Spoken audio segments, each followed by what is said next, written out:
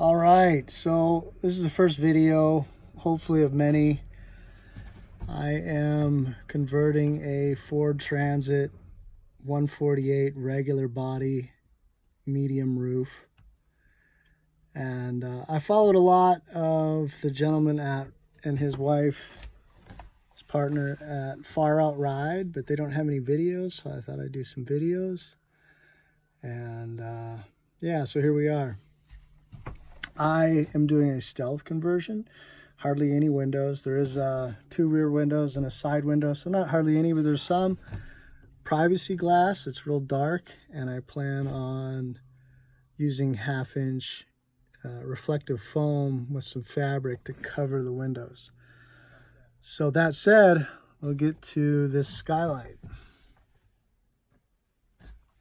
Give me a better view here, man. You fill it up. All right, so this is a Dometic skylight. It's 3 feet by 2 feet, and you can see the reveal in the center is almost 1 inch, and on the edge is very little. So straightening, flattening out the ceiling so that the trim plate on the skylight will sit flush. So we have added, first of all, the 1/4 cross nuts, 4 across the structural members on the edges, and then 2 in the center, and then the far edge.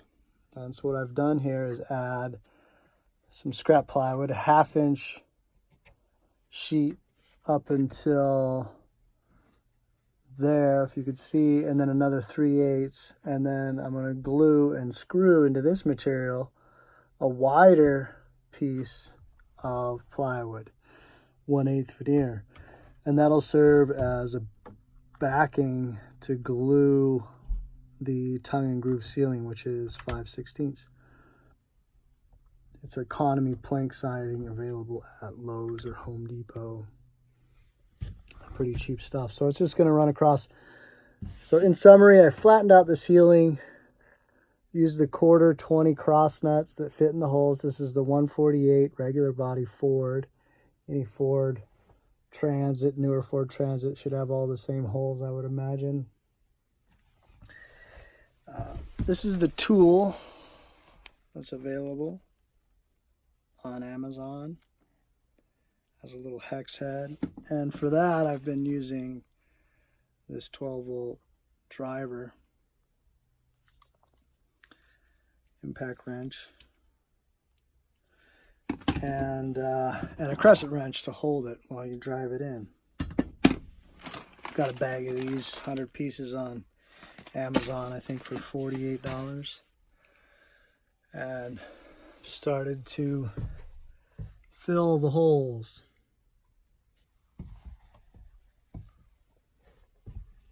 All right, so in total, removing the wiring harness clips, I'm going to relocate that up into the ceiling. I have flattened out the ceiling so it's nice and square, so the trim ring around the fan and the skylight will sit flush. We're going to put in some insulation, some wiring. I've got some wiring that I'm fishing in here. And what I've done is I've used some landscape irrigation. This is the heavy duty stuff that doesn't kink. And pushed that up there with the insulation. I pushed it up to kind of feed the insulation up, and then also serve as a wire chase. And it also fits 1/2-inch packs. So the packs will stay protected. A lot of sharp edges. Flip this around. All right, I'm going to flip the camera around so you can see. Hopefully you can see that through there. And I've used the Thinsulate 600, and I've glued that via the spray glue, using the spray glue onto a sheet of Reflectix, which I glued there's some cross members going down, so the Reflectix is about 3/8 of an inch off of the metal of the van, so hopefully that will help to reflect some of the heat. It's a dark van. In order for that Reflectix to work, you need a little bit of an air gap, maybe a 1/2 inch. Otherwise, it's not going to work. So that's about it. Thanks for watching. I'll put together another video once I have the ceiling up. Oh, quick note. There were 2 ceiling lights in this cross member, and I took those out. Those are activated off the door, and they remain on for 20 minutes. There is a switch in the lower right-hand corner, if you're facing the back of the van, that turns those on and off.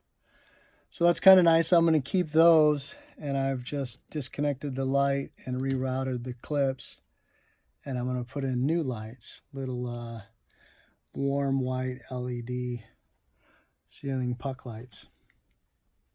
Put that in the link down below, Amazon. So there's also 2 lights in the back over the back doors in the structural member, and I've done the same with that as well.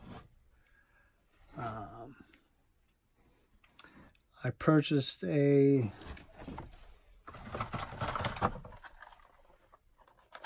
auto trim removal kit, link below, which really helped to pull a lot of the clips off. And also I pulled this off, the headliner, and put a sheet of Thinsulate 600 all the way down to the front of the van. Added these sound dampening / insulative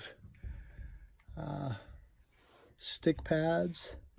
They're a little bit thicker than the sound deadening ones, the standard ones. So I've covered the ceiling with that and the walls, and then working on the Thinsulate here, and probably a second layer of Thinsulate in the middle, and then a layer of Reflectix below that. All right, thanks for watching.